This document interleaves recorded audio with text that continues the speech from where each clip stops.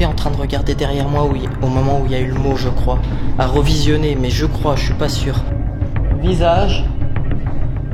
Où est-ce qu'on peut voir votre visage? Accident. Accident de conduire. Ah putain, c'est fou là. Accident de conduire. Et regardez où on est. On est dans le service de neuro. Oh la vache, ça me met des frissons là. Ah les frissons que j'ai, je me sens pas bien d'un seul coup.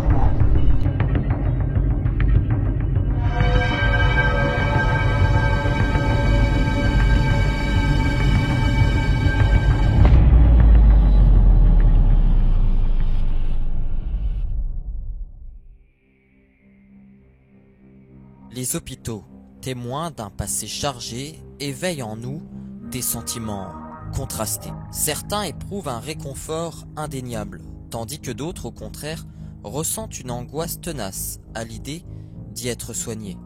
Entre cette sérénité et cette appréhension se dressent deux types de personnes.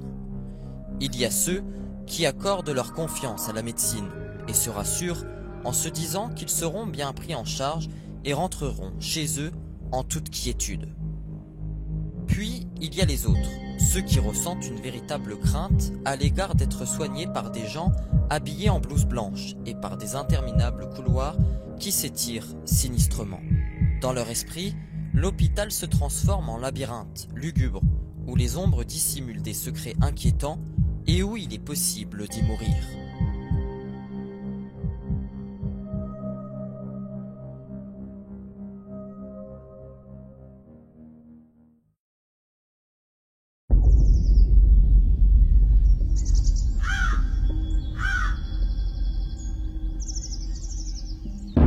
Le paranormal est un domaine mystérieux où il est difficile d'affirmer que cela existe réellement. Est-il possible de voir des ombres, d'entendre des voix et de se sentir observé au fond d'un couloir? Les gens décédés nous regardent-ils dans l'ombre? Sont-ils encore présents sur place, là où ils sont morts? C'est cette question que je me pose chaque jour et j'ai la certitude que j'aurai plus de chances d'être témoin de quelque chose dans un lieu où les décès se sont succédés. Voilà pourquoi aujourd'hui, je me rends seul dans un hôpital abandonné. Selon les résultats collectés par une équipe de chercheurs, 60% des Français décèdent à l'hôpital, 27% à domicile et 11% en maison de retraite.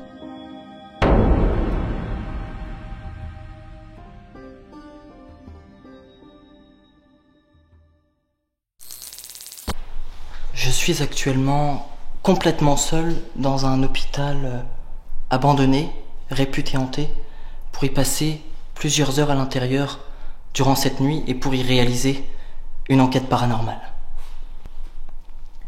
Alors on est dans un très vieil hôpital, il faut le savoir. Et dans un premier temps, ce que je vous propose, c'est qu'on va commencer tout de suite. Je vais me balader dans le lieu, je vais essayer de vous présenter un peu les couloirs, les chambres, les différentes chambres. Il y a une caméra en haut qui est déjà tout en haut à l'étage et qui est en train de filmer avec des détecteurs de mouvement. À partir de 1702, cet hôpital reçut les malades mentaux. Mais par la suite, il fut réservé aux vieillards indigents. Cet endroit construit sur un ancien cimetière a possiblement des choses à raconter.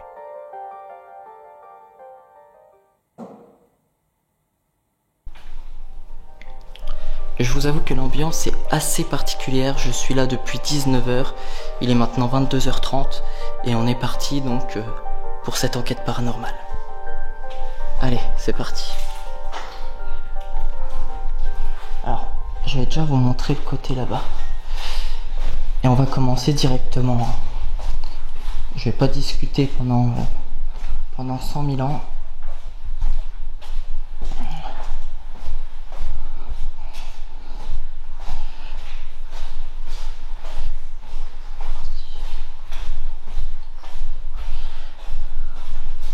Bonsoir.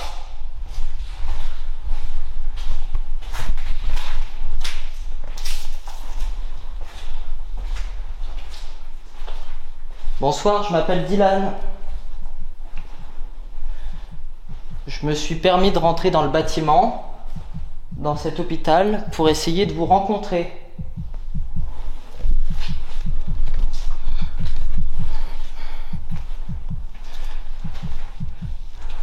Je suis pas là pour vous importuner, ni pour vous déranger.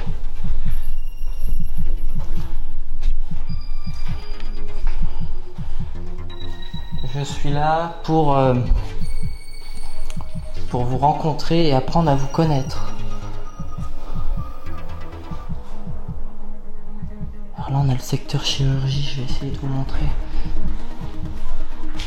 On a 2 salles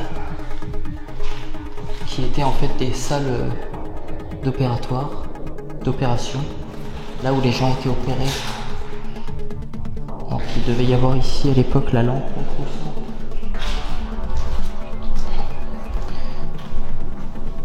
On a une chambre assez particulière. À mon avis, ça devait être où la personne attendait avant d'être opérée, je pense. Une sorte de salle de décontamination. Et ici, juste là, la 2e salle d'opération. 2e salle de chirurgie. Pour donc opérer les gens avec tous les branchements ici au mur. Voilà.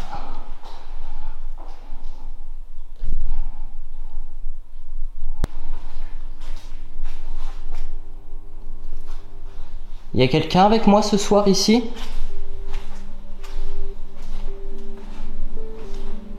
En tout cas, si quelqu'un m'entend ce soir dans ce bâtiment, dans cet hôpital, je vous invite à faire du bruit, à taper très fort contre une porte, contre un mur, contre une vitre, contre n'importe quoi pour que je puisse vous entendre. On a ici la salle d'attente de la radiologie, donc les gens qui attendaient pour aller faire des radios. Et juste en face, justement, la salle de radio. Juste là. Avec encore une machine ici. Juste là. Et une autre ici.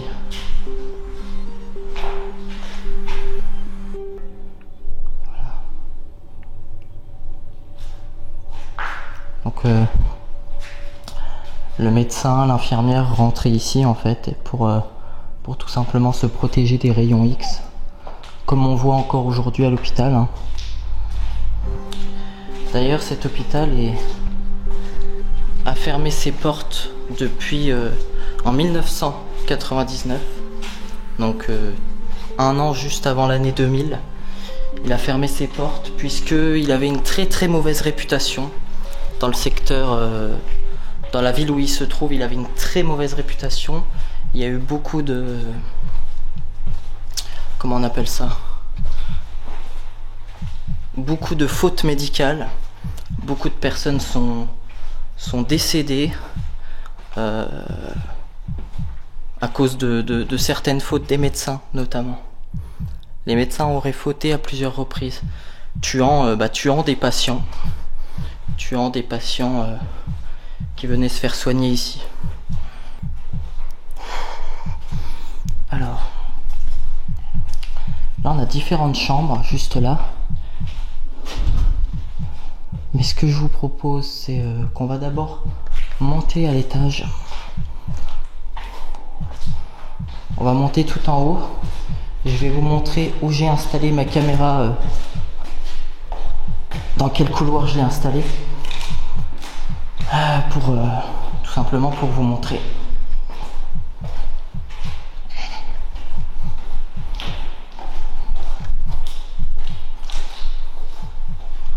Alors là on est au premier étage. On a l'unité d'hospitalisation. Ce qu'il faut savoir, c'est que le bâtiment là était à l'époque utilisé d'urgence. Donc c'était le secteur des urgences. Et il y avait aussi le secteur de neurologie.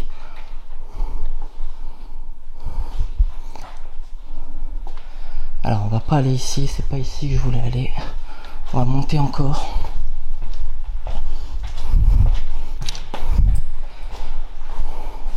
On ira se balader dans l'hôpital tout à l'heure.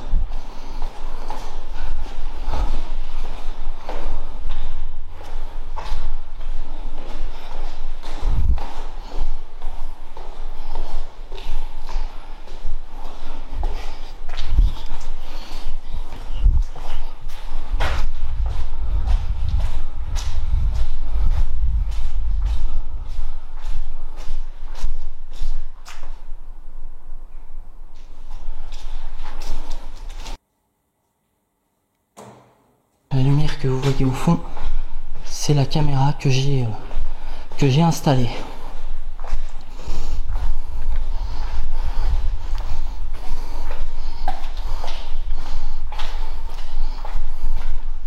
Alors on a différents détecteurs de mouvement dans ce couloir qui vont s'allumer si je passe, voilà. Ils s'allument si je passe. Et voilà. Et j'ai aussi installé ici un talkie-walkie pour une expérience que je ferai tout à l'heure. Voilà, donc la caméra est ici et elle est en train de filmer. Elle est en train de filmer tout ce couloir-là, avec ces différents objets. Voilà. Alors, ce que je vais faire, c'est que je vais m'installer, je vais sortir du matériel et on va commencer l'enquête dans l'hôpital. On va aller se balader dans l'hôpital. Les mots que cet appareil donne sont aléatoires, mais on dit que les esprits, les fantômes, utiliseraient la bande de données de cet appareil pour faire passer des messages, notamment. Bonsoir, je suis actuellement tout en haut de l'hôpital.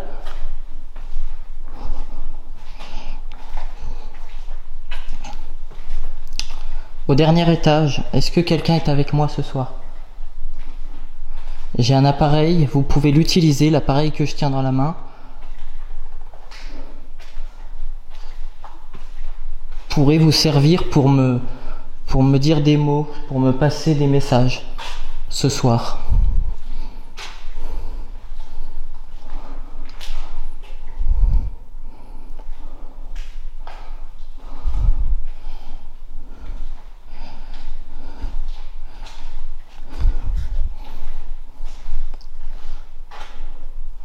Je vais aller dans les différentes chambres. Si vous vous trouvez dans une de ces chambres, je vous invite à vous manifester, soit à faire un bruit. C'est moi qui viens de taper dans un truc par terre. Soit à faire un bruit, soit à vous montrer, ou soit utiliser l'appareil que je tiens dans la main, s'il vous plaît.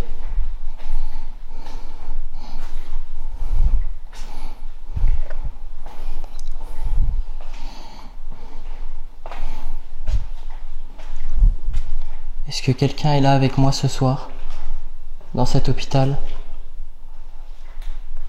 Est-ce que des gens sont morts ici?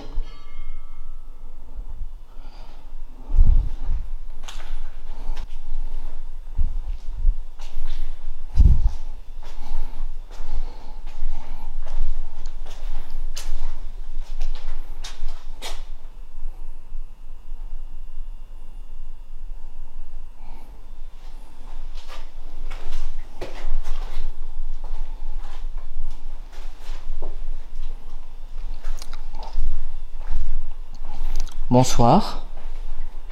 Est-ce que vous m'avez rejoint? Je suis tout en haut. Est-ce que vous m'entendez?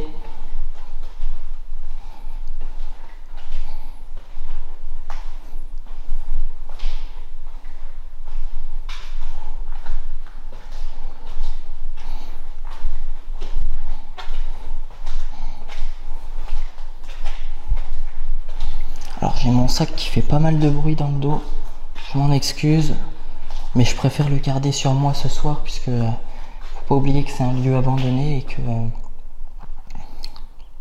le lieu n'est pas forcément sécurisé, hein. Je peux me retrouver à l'intérieur avec n'importe qui Donc voilà, je préfère garder mon sac sur moi, par précaution.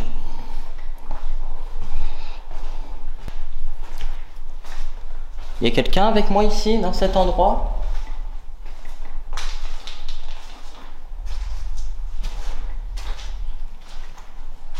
Quel est votre prénom, s'il vous plaît ?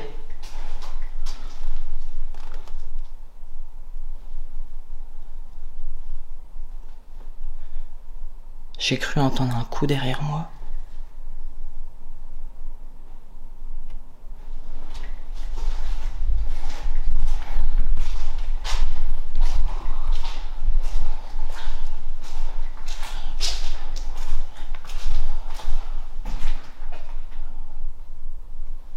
Il y a quelqu'un ?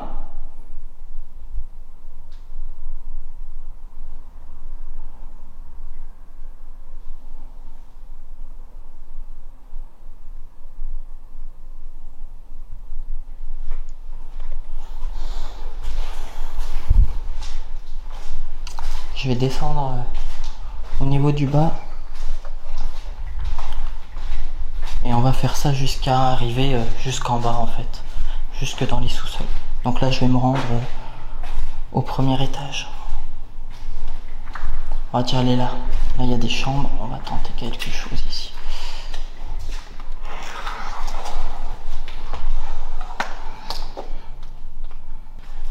Est-ce que quelqu'un est avec moi ce soir ici dans ces différentes chambres ?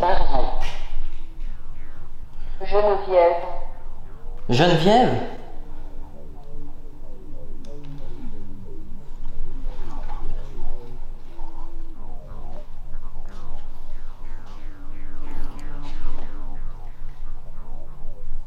La tombe. La tombe. Victorine. Victorine ? Geoffroy. Geoffroy.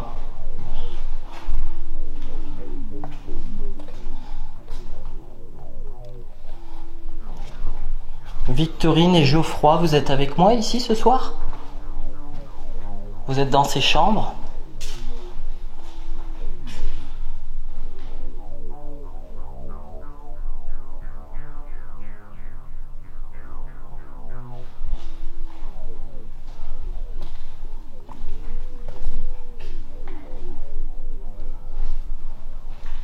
Bonsoir, quelqu'un est avec moi ce soir ?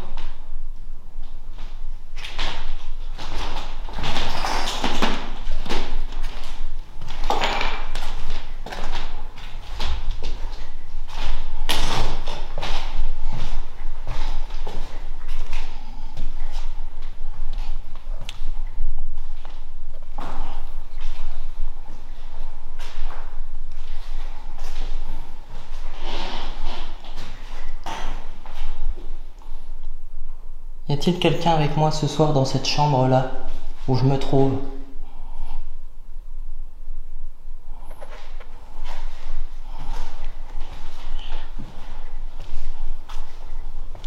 On va quitter cet endroit. Et on va aller au niveau du bas.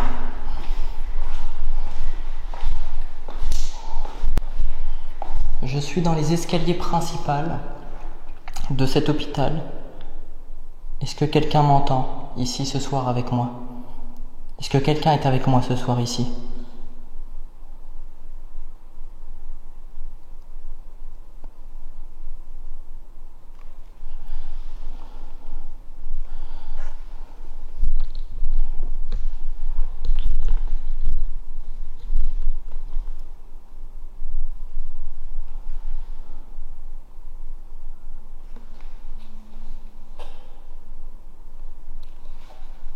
Est-ce que quelqu'un est avec moi ici ce soir ? Quel est votre prénom si quelqu'un est là ?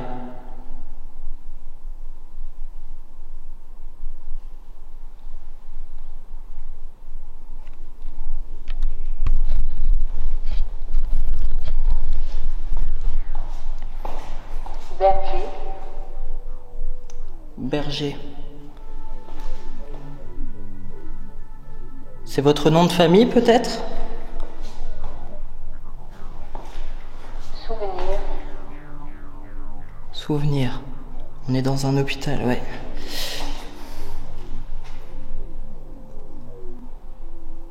Ça vous rappelle des souvenirs, cet endroit peut-être? Pendre. Pendre. C'est pas des mots... Derrière. Derrière? Qu'est-ce qu'il y a derrière? Ouah, ça m'a mis des frissons. Montrer. De montrer. Derrière, montrer. Forteresse. Non, forteresse, ça. Derrière, L'alcool. Qu'est-ce que vous voulez me montrer derrière? Y a rien, ça a dit pendre. Y a pas eu de pendu ici, je pense pas.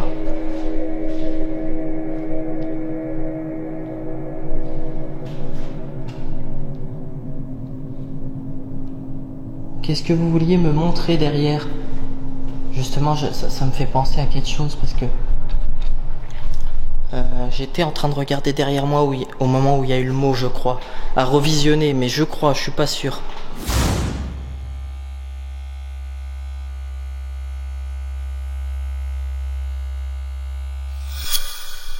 Derrière. Derrière? Qu'est-ce qu'il y a derrière? J'étais en train de regarder derrière moi au moment où il y a eu le mot, je crois, à revisionner, mais je crois, je suis pas sûr. Et là, ça m'a mis un coup de frisson parce que derrière, je me suis retourné, je pensais qu'il allait y avoir quelqu'un, quoi. Et je vous jure, c'est vrai. Cet appareil, il met très mal à l'aise.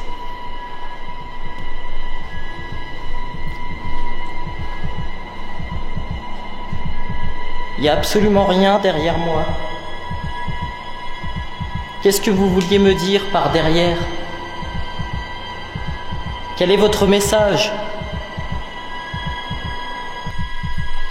Alors là, on a encore un couloir. Une nouvelle fois, un couloir assez particulier. Batterie. Batterie. Bâton. Bâton,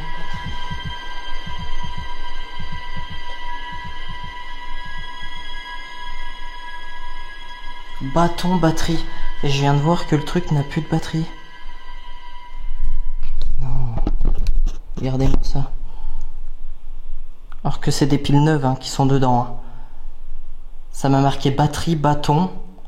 Batterie, donc on peut penser à ce petit logo en haut à droite. Et bâton, pareil, on peut penser à ce petit logo en haut à droite. Le Spirit Voice n'a plus de batterie. Qu'est-ce que c'est que ce bins? Ma caméra a encore de la batterie.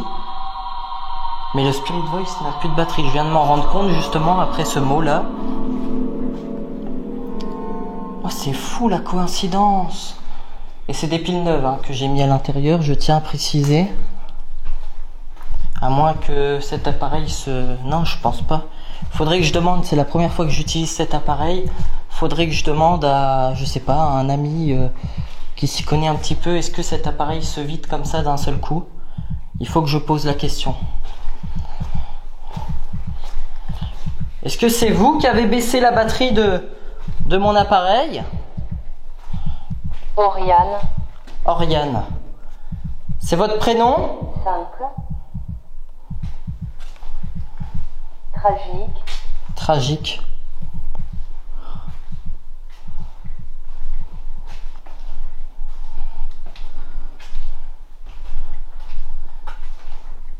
Oriane, est-ce que c'est vous qui avez baissé la batterie de mon appareil? Qui avez puisé l'énergie à l'intérieur? Médicament. Médicament. Ah, ça c'est fou par contre. Bah c'est fou. Médicament là. Où ça, médicament là? Alors, est-ce qu'il y a une salle avec des médicaments? Non. Là, on a une grande salle de soins. Ça a dit médicaments là. Est-ce qu'il y aurait une... Là, il y a une salle de médicaments. Ça, c'est une salle de soins pour infirmiers. C'est là qu'ils rangent tous les médicaments, tous les trucs. Ah, c'est fou. Alors là, à mon avis, c'est Moi qui travaille dans le domaine de la santé, notamment en maison de retraite, on a des salles comme ça, dans l'infirmerie, on appelle ça l'infirmerie. Et c'est là qu'il y a tous les médicaments, tous les protocoles de soins. Et ça m'a dit médicaments là, et au moment où j'étais devant cette pièce justement, je crois. C'est un truc de fou quoi. Alors là ça m'impressionne, hein. Depuis tout à l'heure, donc on a des choses qui sont pas forcément sensées, mais là on a ça, on a le passage tout à l'heure où ça a dit derrière. Ça m'a mis un gros coup de frisson justement aussi. En fait, ce qui est intéressant avec cet appareil, c'est que ça permet de se mettre à fond dans l'enquête, d'être immergé, de laisser tous nos sens en éveil en fait. En effet, le Spirit Voice me permet d'être immergé totalement dans cette enquête. De la même manière, cet appareil m'incite à croire psychologiquement que je suis en contact avec d'anciens patients morts dans cet hôpital. Toutefois, il est important de prendre des pincettes quant à son utilisation. Je le rappelle que c'est avant tout une base de données qui va piocher des mots aléatoirement. Mais on dit aussi que ça serait des esprits qui chercheraient les mots qu'ils veulent pour nous passer des messages. Quoi qu'il s'agisse réellement, les mots obtenus ce soir-là ont été très troublants pour moi, et je dirais même très étranges, puisqu'il semblerait qu'ils vont très bien coller à mon environnement au même moment sur place dans l'hôpital. Il y a d'abord ces différents prénoms qui vont retentir après avoir demandé aux possibles entités de se présenter à moi. Geneviève. Geneviève, Victorine. Victorine, Geoffroy. Geoffroy,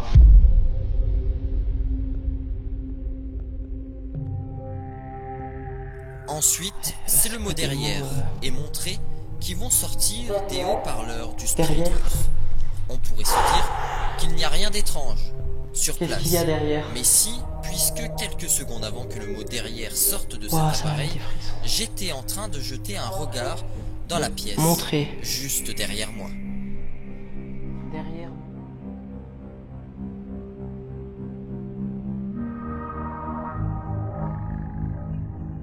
Dans un couloir, c'est le mot batterie et bâton que je vais entendre. À mon grand étonnement, je vais découvrir que le Spirit Voice n'a plus de batterie, comme par hasard, après que le mot l'ait mentionné. Alors là on a encore un couloir. Une nouvelle fois, un couloir assez particulier. Batterie. Batterie. Bâton. Bâton, batterie.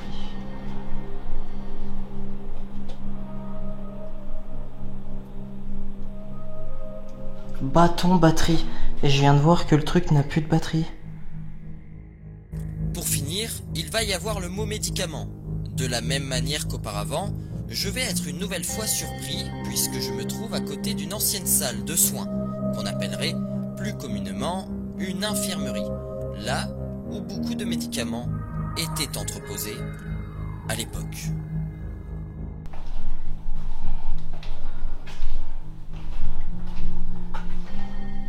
Oriane, est-ce que c'est vous qui avez baissé la batterie de mon appareil? Qui avez puisé l'énergie à l'intérieur? Médicament. Médicaments. Ah, ça c'est fou par contre. Bah c'est fou. Là. Médicaments là. Où ça, médicaments là? Il y a maintenant deux hypothèses. Soit je suis en pleine communication avec des fantômes, ou soit il s'agit du hasard, avec beaucoup de coïncidences.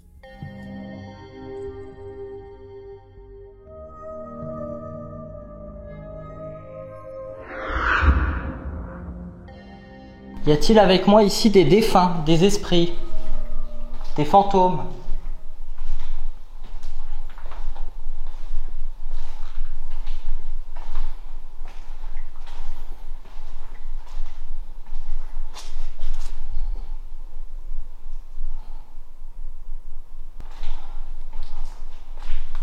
Visage. Visage. Où est-ce qu'on peut voir votre visage? Accident. Accident. Conduire. Accident conduire. Ah putain, c'est fou là. Accident conduire. Et regardez où on est. On est dans le service de neuro. Donc tous les gens qui avaient peut-être des soucis cérébrales, cerveau. Les gens dans le coma aussi notamment. Oh la vache, ça me met des frissons là. Ah les frissons que j'ai, je me sens pas bien d'un seul coup là. Accident conduire. Et on est dans le service de neuro. Donc à mon avis c'est possible qu'il y avait des gens dans le coma ici. Il faut que je me renseigne mais... Il faut que je me renseigne si c'est possible que ça soit un service de personnes mis dans des comas artificiels après un grave accident. Alors pas forcément un accident de voiture, hein, mais là ça sort accident conduire et on est dans le service de... Et on est dans le service de neuro quoi. Qu'est-ce que c'est que ça fait flipper, je vous jure, je me sens mal à l'aise. J'ai eu des frissons d'un seul coup et là je les ai encore. Hein. J'ai encore les frissons et ça veut pas s'enlever. Vous avez fait un accident de voiture et vous vous êtes retrouvé ici.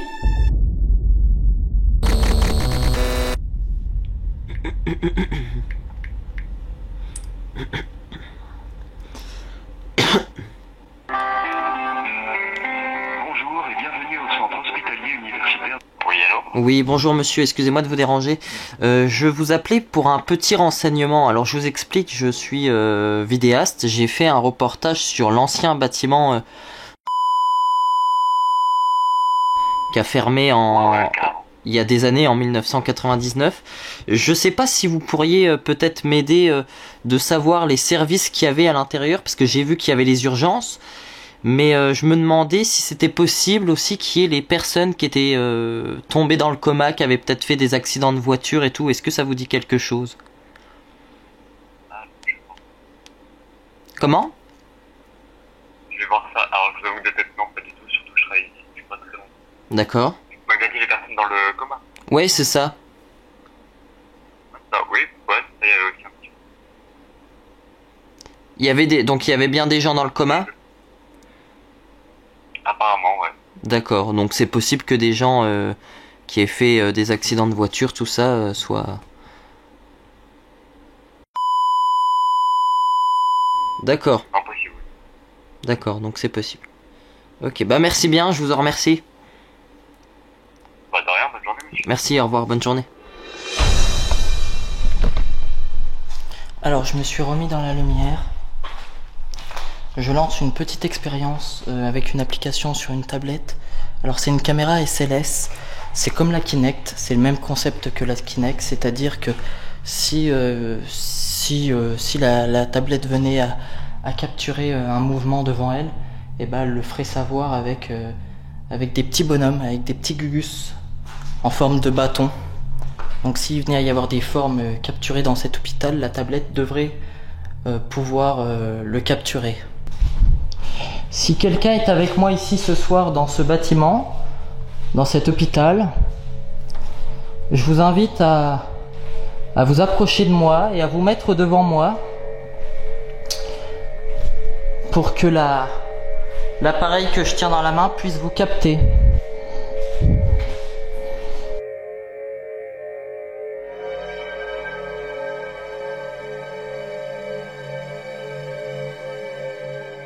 Il suffirait d'apparaître devant, de vous montrer devant cette tablette, devant cette caméra, devant ce caméscope. Il y a quelqu'un avec moi ?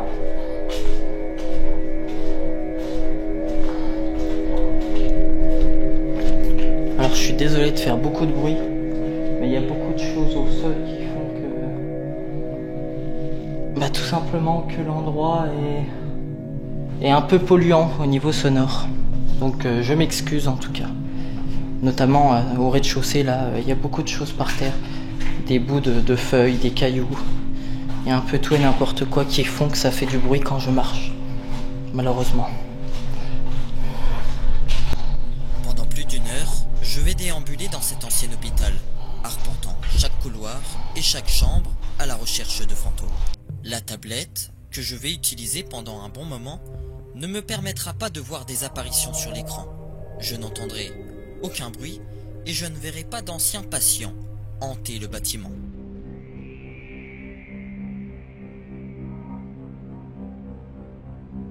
L'inquiétude, les frissons et le mal-être que j'avais pu ressentir auparavant vont me quitter et je me sentirai même plutôt bien durant cette déambulation nocturne. La dernière chose que l'on pourrait mettre en évidence avant la fin de cette enquête, c'est un événement qui va se dérouler au 3e étage, là où une caméra secondaire est en train de filmer. J'avais eu l'occasion, en début de soirée, d'installer de la surveillance en haut, dans un couloir, avec des détecteurs de mouvement. Aussi fou que cela puisse paraître, c'est aux alentours de minuit 30 qu'un détecteur de mouvement va s'allumer, détectant une présence dans le couloir.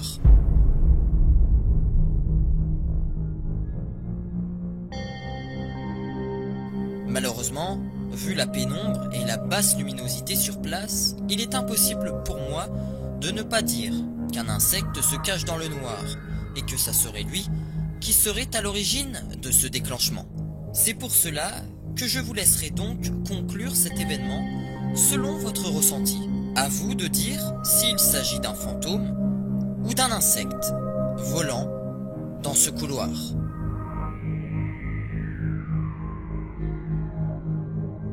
Après plus de 5 heures d'enquête dans cet ancien hôpital, je pourrais conclure avec 2 choses. Il y a d'abord cette sorte de coïncidence qui va m'interpeller à plusieurs reprises et qui va me mettre dans un mal-être absolu. Et pour finir, que j'aurais ressenti plusieurs choses étranges dans cet endroit et que je n'oublie pas qu'un lieu aussi vieux, construit sur un ancien cimetière durant le Moyen-Âge, m'a sans doute fait ressentir des choses ce soir-là. Peut-être que je n'étais pas seul dans cet hôpital. Derrière. Qu'est-ce qu'il y a derrière?